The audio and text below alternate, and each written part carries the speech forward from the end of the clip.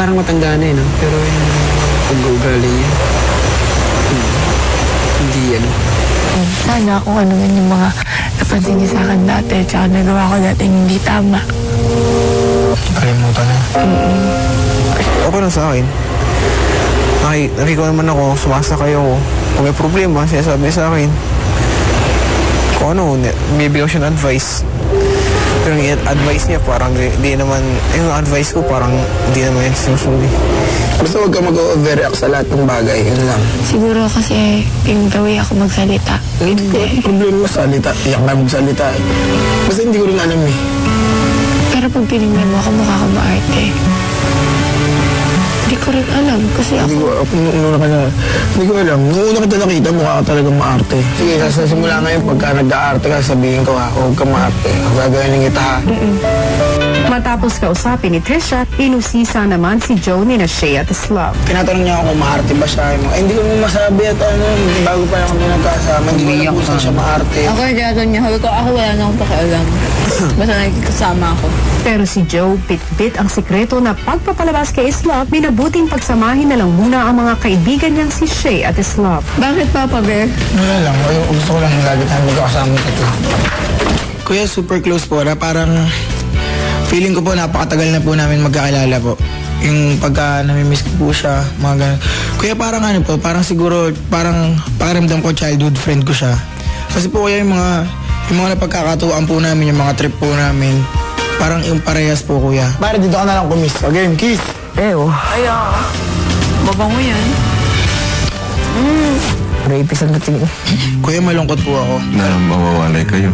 Yun nga po, kuya, malungkot po kuya. Parang isang linggo po akong nalungkot nga po doon, yung ganun parang po. Tapos dito po parang, kumbaga parang pinabawi lang po ako doon sa lungkot ko po. Tapos mawawala na naman po yung isang friend. Sa ngayon, si Joe pa lang ang may alam ng kapalaran ng kaibigan. Pero paano kaya ito tatanggapin ng ibang malalapit kay Slav? What happened to thinking that the world was...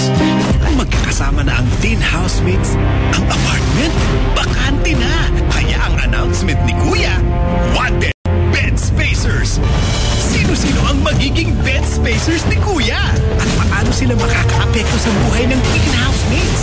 Ito ang panibagong clash na dapat mong pakatutukan ngayong linggo sa Pinoy Big Brother Teen Clash of 2010. Gabi-gabi sa ABS-CBN. Sa paglalim ng gabi, si Slav naman ang lumapit kay Kuya. Lahat na ipinansin sa akin. Nainis ako.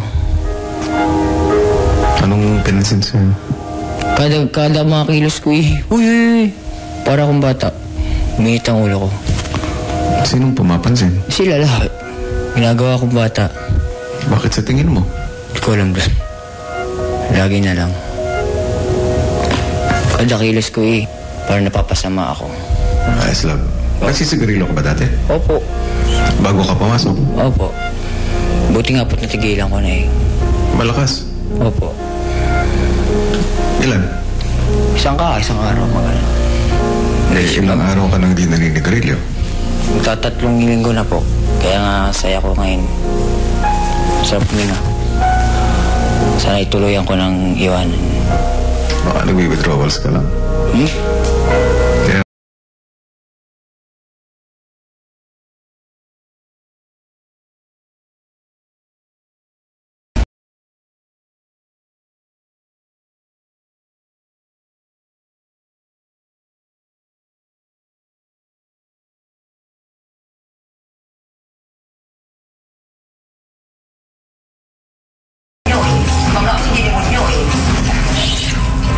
Ayan na.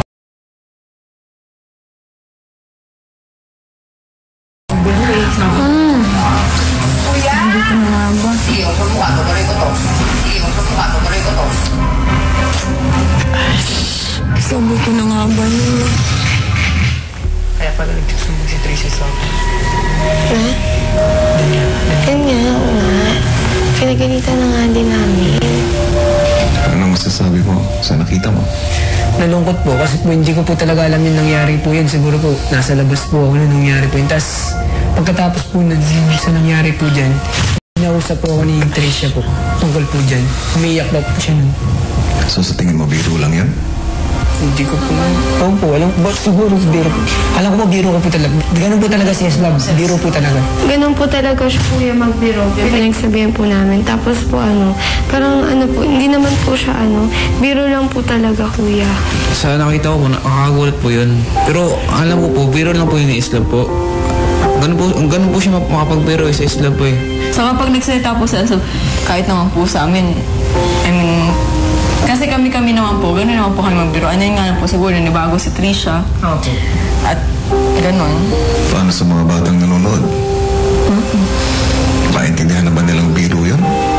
Yun din po, napapanood, lalo na po sa mga bata. Lagi po namin siya po nasasabihan nun po. Pero biro naman po talaga yung po sa... Alam nyo ba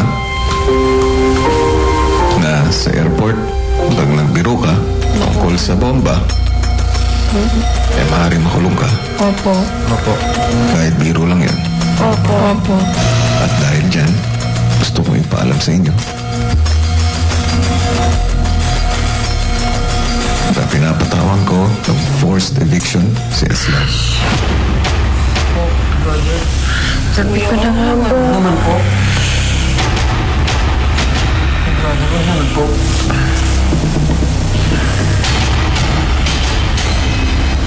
Kakalungkot naman po kasi bigla na lang po siya mawawala sa amin po. Yung ano ang nakasaad sa rulebook? Yun nga po. Baka po maging violent. Opo. In words, in action. And ano po kay? Nakapag-desisyon na ako.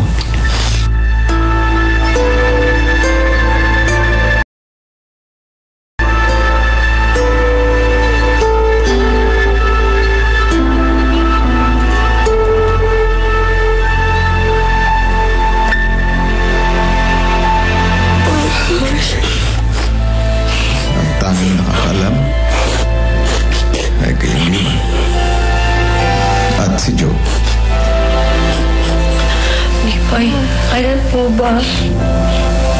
Kuya, kailan po yung alis po ni Eslove po? Bukas. Sabi ko naman ba? Kuya, pwede po mag-extend. Pwede sa Sabado niya lang. Hindi ako nakakasiguro na hindi na siya magbibiro ng ganun. Ay, kainis naman si Eslove. Uy, ko naman ba? Huwag ka nang palat. Huwag ka na umiyak naman. Kasi nga, sasab kasi parang tama. Sinasabi ko na si Kami. Tama na. Si Shay agad na pinantahan si Islam.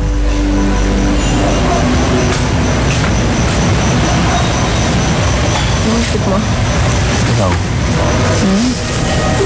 Magaling. Porto. Kaya, may business kami, secret today. Ano nangyayari ba? Wala, kasi si Islam ay na-discover may sakit na cancer. Siya, may Sina Joe at Shay di man nag-usap ay mukhang parehong sinusulit ang ilang araw na natitira kasama si Islam. Parang kung kapatid, parang kayo. Parang kapatid na kahit yun, parang wala. Ganun ako ka-sweet sa pamilya ko. Dati. Alam mo, ano ba kayong dalawa sa akin? Ay, bilingan tayo sising natin tatlo. Pakasal na tayong tatlo. Ha? Naglabas natin ha. Ito, sigurado. Dude, makinig ka. Tagapigil mo lang drama. Punta tayong Laguna. Sa ano? Oo, taga doon kayong dalawa yun din. Sa amin muna. Parang Wala pa rin kabalay-malay si Islam sa dinadamdam ng mga kasama. Pero tulad niya, wala rin kaalam-alam si Tricia sa naging kapalaran ng madalas niyang kaasaran. Hindi nga. Yung totoo. Ate Devon, ano ba kasi nangyari? Lagi kang ganyan. Lagi akong ganito. Ano bang ginagawa ko?